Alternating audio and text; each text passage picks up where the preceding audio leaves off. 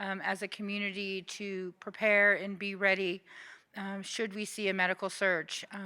As you know, I told you 2 weeks ago, and then last week I reiterated some of the beds that we already had, which were WellCare, CrossRoads. Those were already in place, and we opened up the homeless shelter hospital yesterday, which was another 500 beds. And we told you all along that our goal was to get somewhere close to 900 beds so that we had the ability to prepare in the worst case scenario. What I hope is that we never have to use what we're going to show you today. That's really, but I want the public to know that we're absolutely prepared in the event that we have to. So because we're a great community with great partners, Chief Steinbach will tell you a little bit about what we're going to do at the convention center, but without the chair of the LVCVA, Commissioner Brown, Vice Chair Weekly, and all of the partners that we have in our community, we would not be able to stand here today and tell the general public that we have a plan moving forward on what happens in the worst case scenario that we need it. But again, our goal is to be over-prepared and not underprepared. Also, Chief Steinbach is going to show you today some items that our local manufacturers are stepping up when it comes to PPE to ensure that our first responders, our healthcare workers have everything that they need in order to provide the very service that they do every single day, and we are very thankful for that. We're thankful for everybody at the county who has stepped up, the Army Corps of Engineers, our first responders, our entire hospital association, Southern Nevada, that stepped up. You'll see all of them here today as Mason talks to you about this bigger plan. So with that, I'd like to introduce Chief Steinbach to give you some more information on what the public needs to know in the event that we do have a surge. So good morning, Chief Steinbach. Thank you, Commissioner. Really appreciate that. Again, my name is John Steinbach. I'm the Chief of the Clark County Fire Department. Very grateful to be here today and to be able to share with you some of the information and some of the efforts that we've had. In addition, I'm also the emergency manager for Clark County, which is why the medical surge does come up underneath my purview. First thing I want to do is I want to thank my good friend Greg Castle, former fire chief for Clark County Fire Department. Brought him back to focus on assisting us with the medical surge, and he's done a fantastic job with that, so thank you, Greg. Really appreciate that. To what Commissioner Kirkpatrick just spoke of before I get into the medical surge, I just wanted to thank our local businesses for really stepping up and helping us with this very well publicized PPE issue that we've had. Just a couple of examples. The mask that I was wearing when I came up here, made by a local business, and actually much better quality than the ones that we were buying previously. Really like it a lot. This shield, again, made by a local business here in Clark County, probably 10 times better than the shields that I was buying beforehand. I can go ahead and clean this, reuse it again, and it's just fantastic, and very grateful to the company that's producing that right now. This hand sanitizer that's being packaged here locally for us, and we're being able to utilize. Fantastic product. And then this just looks like your normal visqueen, but it's actually been moved into a gown. And as far as for the fire department goes, compared to the gowns that we were importing and buying previously, we kind of feel like it provides even a higher level of protection than before.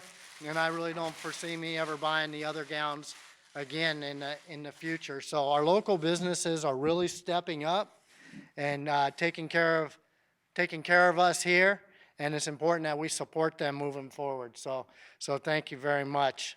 As far as for the surge, that's also been very collaborative by many of our local businesses here in the community, and of course our hospitals here in the community. As Commissioner Kirkpatrick spoke to, we've had a surge plan in place. That plan has included, first of all, how we could go ahead and surge our hospitals, how we could go ahead and reduce the need that was the amount of people that we had in our hospitals early on. We executed that. That was Plan A, and that's worked out very well for us and has assisted us through this entire emergency crisis. But second of all was, where were we going to put people after that? She mentioned some of the alternate care facilities that came on earlier. Mason from UMC will I'll let him speak to some additional capacity that they've had. But all of our local hospitals, including UMC, have come together to really work on a surge plan. And the Las Vegas Convention Center is the location to go ahead and have a very large single alternate care facility if needed. To be honest with you, 2 weeks ago, I thought we might need it now. And so we were really on the gas trying to get it done in that time. Now, during that time, we would have had it done and ready and stood up right now today if it was needed right now today. But because of the other efforts that everybody has done throughout the community, that did not happen. So we're not putting our foot on the brake at all, but we are taking it off the gas just a little bit. And that's because our hospitals are where we want our patients at. First of all, we don't want you to get sick. We want you to stay out of the hospital. But then if you do need to be in a hospital, we want you to be in one of our amazing hospitals that we have in this valley and get that level of care. And then if we have to make more space in that hospital and move people out that are appropriate, that aren't ready to go home yet, but don't require that same high level of care, then we've identified the Las Vegas Convention Center as a location to go ahead and do that. And we've prepared a plan along with the Army Corps of Engineers for up to 900 beds there at the Las Vegas Convention Center. And it's phased in. So we don't have to go ahead and go with all 900 beds at once. We're not even doing the construction here today because we don't see that surge need as of today. With 4 days lead time, we really feel like we can have that up and running, and so we're watching our surge numbers, and if they increase to the level that we're going to need that facility, then we'll go ahead and utilize that facility. I also want to point out that the Las Vegas Convention Center has always been a location for many emergency plans, and it's not just for this hospital surge component, but as a mega shelter, as a point of dispensing medications, and multiple other uses, and this just fits in for medical surge. So after other properties were looked at, we identified this one. I'd like to welcome up some people that have assisted us with this and throughout our healthcare community. First of all, it'll be Brian Brandman, Program Manager from Optum Health Services. Brian, thank you. Dr. Joe Corcoran, Chief Medical Officer, Sunrise Health. There you are. Thank you. Everybody's wearing a mask, so they're hiding from me, but I appreciate it. Bud Shaw, CEO, Kindred Hospitals. Thank you, sir. Vince Varelli, CEO, North Vista Hospital. Thank you, Vince. Bill Carone, Director, CEO, VA, Southern Nevada Healthcare Systems. Oh, there you are, Bill. Thank you. Mason Van Howling, CEO, University Medical Center, who will speak to you here in just a moment. Great to see you again. And Dr. Dan McBride, Chief Medical Officer of the Valley Health System. Thank you, Doc. And so this is to show this community that none of these are operating as individual businesses, but as one healthcare system that's there to help us through this emergency and to make sure that we are being able to provide the finest care possible throughout this COVID-19 emergency. And so they've come together with this plan. They're communicating every day throughout our emergency operations plan that we have intact, and we expect that to continue throughout this entire time. And it's going to take that type of collaborative effort for us to get back to normal and to get through this pandemic, excuse me. So with that, I'd like to go ahead and bring Steve Hill up. Steve is the CEO for the Las Vegas Convention and Visitors Authority. Steve, would you come on up, and I will socially distance myself away from the podium.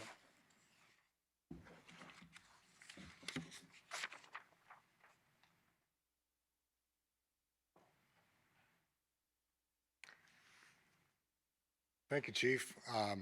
I think I win the contest for the best looking mask. Um, we're at the convention center are certainly happy to be a community partner and a small part, frankly, in this effort. And nothing would make us happier than to not have to use this facility. But as the chief said, the convention center is a community resource. It is a place that the community has looked to respond to many things over the years, and this crisis is no exception. And I want to thank all of the ambassadors at the LVCVA for their work on this. But really more importantly and more pointedly, I would like to thank Chairwoman Kirkpatrick for her leadership of just an exceptional group of people who have come together in this community to respond to this crisis, to take care of the citizens of Southern Nevada.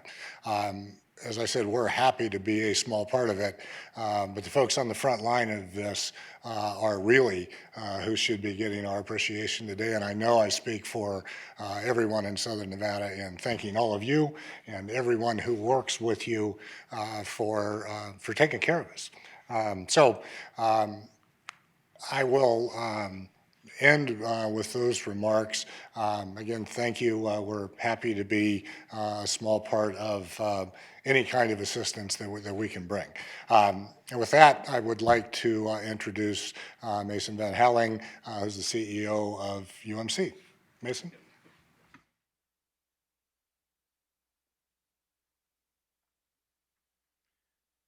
Good afternoon. I'm Mason Van Houweling. I'm the Chief Executive Officer at University Medical Center, and just want to say our team at UMC takes great pride of working alongside our community hospital partners. We've got Brian Brenneman from Optum, we've got Valley Health System, we've got Dignity Health, we've got North Vista, Kindred, the Sunrise System, and the VA, and many others that are coming together to ensure Southern Nevada remains ready for any influx of patients. While we certainly hope that we do not use this site as needed, as Commissioner Kirkpatrick mentioned, our world-class healthcare team members remain ready to provide care and oversee the hospital operations at Las Vegas Convention Center. All of our hospital experts continue to work diligently alongside our partner organizations to prepare all the resources needed for this low-level acuity facility. With valuable guidance from our infectious disease specialists, nursing leaders, physicians, our logistical team members, Las Vegas hospitals will ensure community members receive the high quality care they deserve at this facility. If we do see a spike in our patient volumes at all these hospitals, the alternative care site will play an instrumental role in protecting hospital capacity and care for the community's most critically ill patients. I'd like to take a moment to thank all the organizations and individuals in the planning of this monumental task, and particularly Brian and Greg. You guys have been rock stars, so thank you for all the time and effort, 7 days a week, 24 hours, 7, in this planning process. We couldn't do it without you. So I've always seen Southern Nevada come together in healthcare crisis, and I remain confident that during this time we have the necessary expertise, resources, and most importantly, the dedication to overcome any challenges in our community. So with that, I'm going to introduce Dr. Legan and ask him to come up. He's our Chief Health Officer of Southern Nevada Health District. Dr. Legan?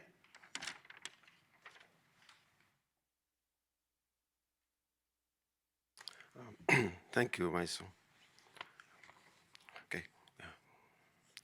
Good afternoon. My name is Fermin Legan, Acting Chief Health Officer, Southern Nevada Health District. I want to talk first about the data that we have up to today.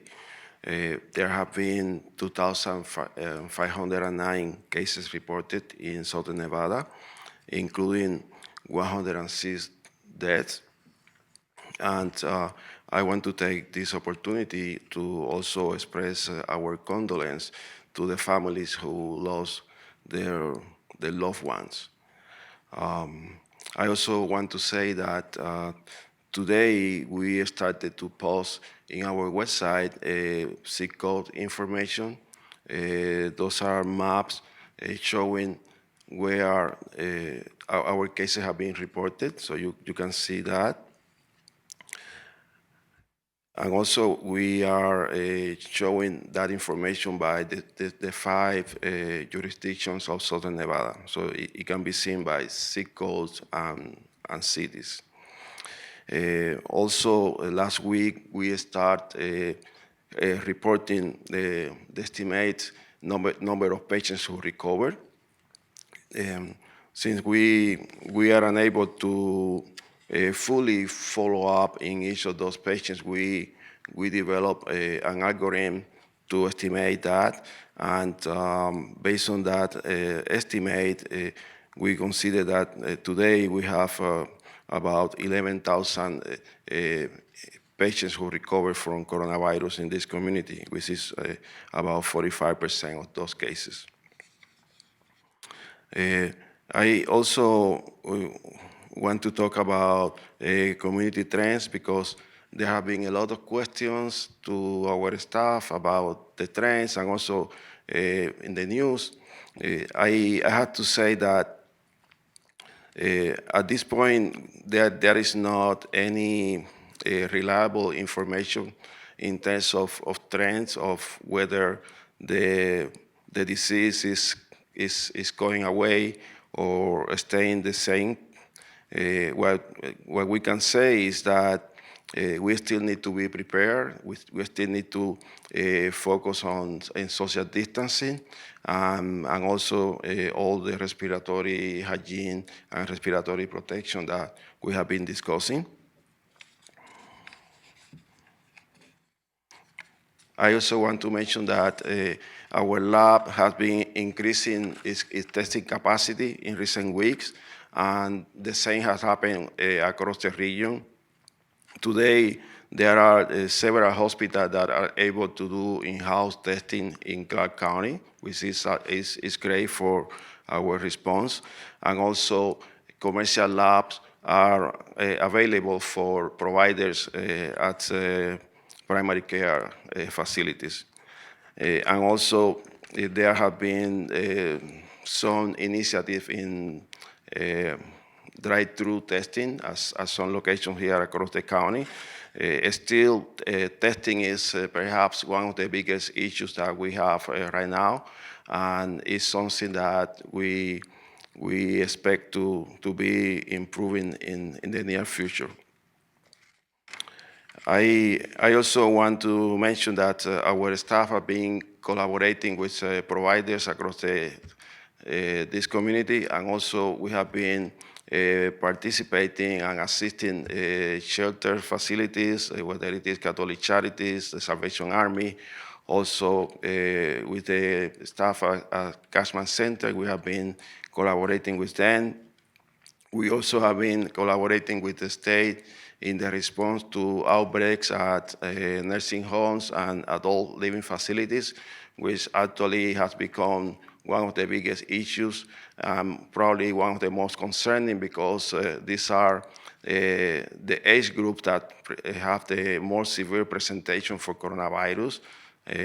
But this is something that we have been collaborating with the state and doing their investigations and supporting with testing and other activities. I also want to remind everybody that, again, the most important thing today for us as individuals is to focus on in what we can do as a person, as an individual, and we have to emphasize social distancing, stay at home. If you are ill or you are concerned about having signs or symptoms of coronavirus or respiratory disease, we ask you to first call your medical provider and tell them about your signs and symptoms. Something that is happening across the country today is that telemedicine is becoming more accessible, and there are every day more providers offering that. Probably today, more than 50% of the providers are offering telemedicine, which actually is an opportunity for us to be seen by our provider at distance, and they will help you with the decision of what to do next. that also prevent us and many others from going to the emergency departments and just overcrowding those facilities when actually the hospitals are being very busy with the severe presentation of coronavirus that we are experiencing here in this community and across the country. I also want to say that, as you know, the CDC in recent days came with a recommendation for, using the facial clothing for protection. And this is something that is not as efficient as an N95 mask, but is something that helps us protect those around us. The N95 mask, as well as a surgical mask, the recommendation is to just make sure that are available for first responders and hospitals across the country. And having said that, I will ask Commissioner Kirkpatrick for questions. Hey, I want to say thank you for everybody that came here today. This really is important that the public know that we are prepared, we are ready. But first and foremost, I want to thank county staff, because our county staff has done yeoman's work working around the clock to ensure that we still provide the social network that we need. So they're doing phenomenal work. Secondly, I want to thank the commissioners, because the commissioners have been working on all different facets to ensure that we will get through this, and the other electeds as well. That is one of the beauties of the multi-agency communication centers, because we come together in times of need, and we all fan out the work to ensure that across the board, all the I's are dotted, T's are crossed, so that we are prepared. And that's something that's near and dear to me, living in this community, because we have the community who comes together, we have business who comes together, we have all of the electeds in every single agency that ensures that the general public's public safety is number one. Third, I'd like to thank all of these gentlemen that are standing up here with me, because they work tirelessly. 24/7, they're on call. 24/7, they're answering calls. They're changing plans, priorities change. As we said to you, when we started this back in March, our priorities have changed tenfold, and every day we're navigating a new system. But I do want the general public to know that we are prepared. The part that you can do as a general public is please stay home if you don't need to go out. That is making a difference. It's making a difference in the sense that we're not spreading the virus around. Wearing the mask, that's important. I want to thank our grocery stores who have stepped up, who are now putting in new parameters for our grocery store folks. And I can tell you that on Sunday, it was nice to know that many people were just at home, taking a deep breath, as we asked you last week. And we want to encourage you to do that. That is your part that you can do today that will make the biggest difference for all of us as we work through this. In the coming days, you'll hear that our recovery efforts, because we do have to start thinking about that today. What does that look like when we're able to get to that? So we'll continue to keep you abreast of what we're doing, and let the general public know that we're working every day to ensure that your safety is number one, and that we can all get back to some normalcy at some point. So what I would say now is, if you want to ask questions, we'll invite the appropriate person up, but please repeat the question, whoever decides to answer it, just so that everybody knows what we have. So questions? Yes.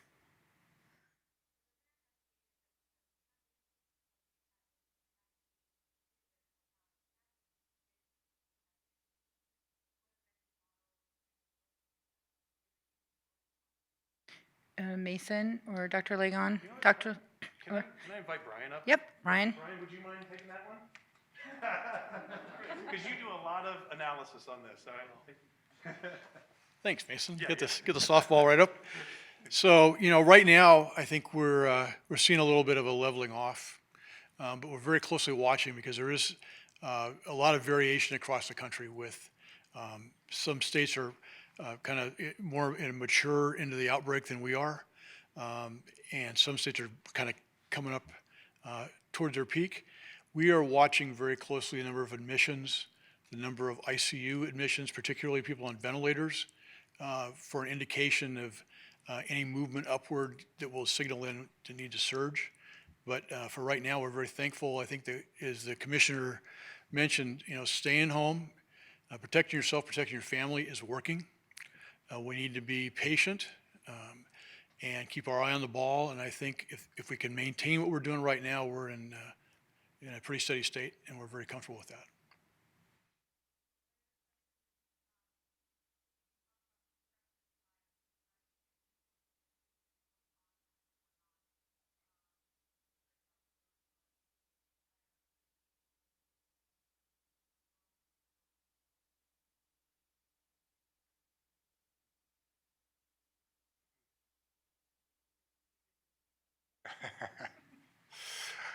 Hi, the question was whether we felt social distancing was taking place on the major construction sites.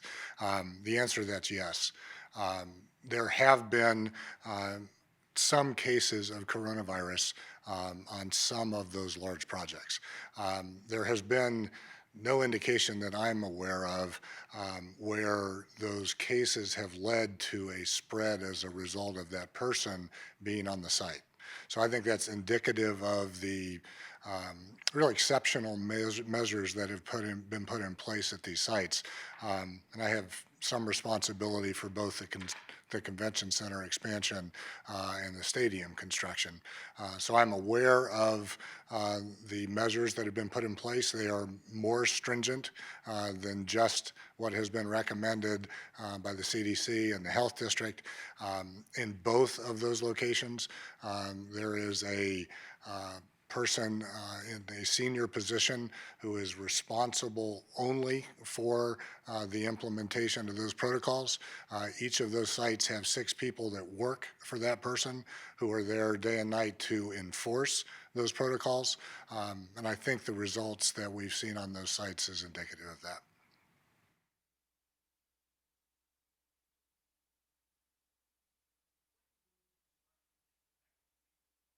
On this facility at the South Hall, and then at what point would you trigger, we need to put people in here?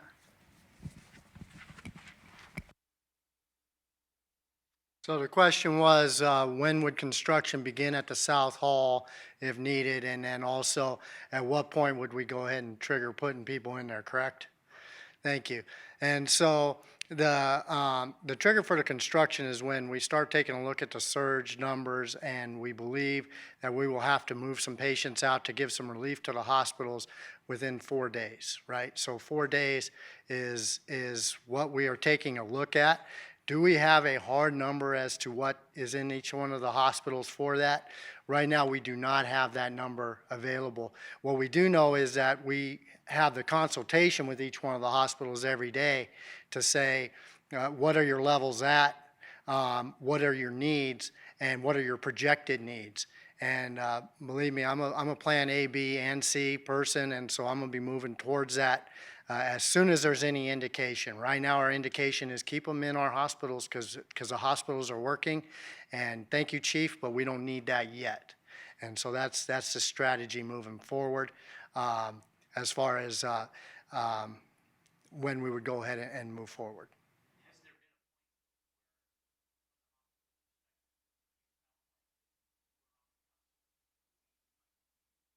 I'm going to let Mason speak to that one. Sure. The question was, are we at the tipping point on the cusp of enacting our surge facilities at the convention center? So we're always planning this all parallel, side by side. Every day, as Chief mentioned, we not only talk once, but multiple times a day we're in the room together. And we're constantly looking at our ICU beds, occupancy, our medical beds, occupancy, our ER beds, our ventilator use. So back to what Mr. Brenneman said, that the social distancing, all the CDC, the Southern Nevada Health District initiatives that we did early on. We canceled elective surgeries, the outpatients. We encouraged people to stay away from the hospitals unless it was absolutely necessary. I think we would all agree that it's had a huge impact on the acceleration of the cases here in Nevada, but also the hospitalizations, and allowed us, more and more testings coming on. Our treatments are getting much more aggressive, and so but we're watching it every day, every hour. But we want to be prepared, and as we all mentioned, we want patients in the hospital. But if we need to, we're ready for this next step.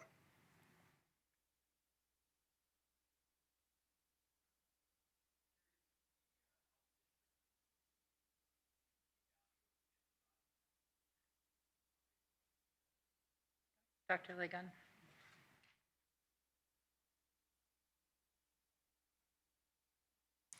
So the question is about the value of antibiotic testing, right?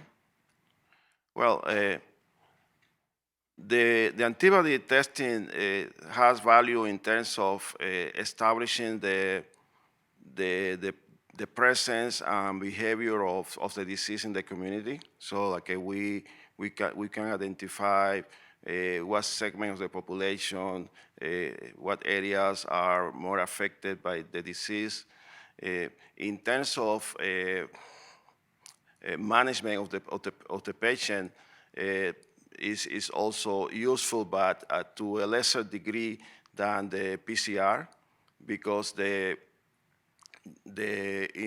immune response to those tests, the way that it expresses is like the IgG, which is the acute phase of the infection, is only positive after at least 5 days from onset of infection. So that's kind of a delay, as opposed to the PCR that gives you immediate answer. So I guess that.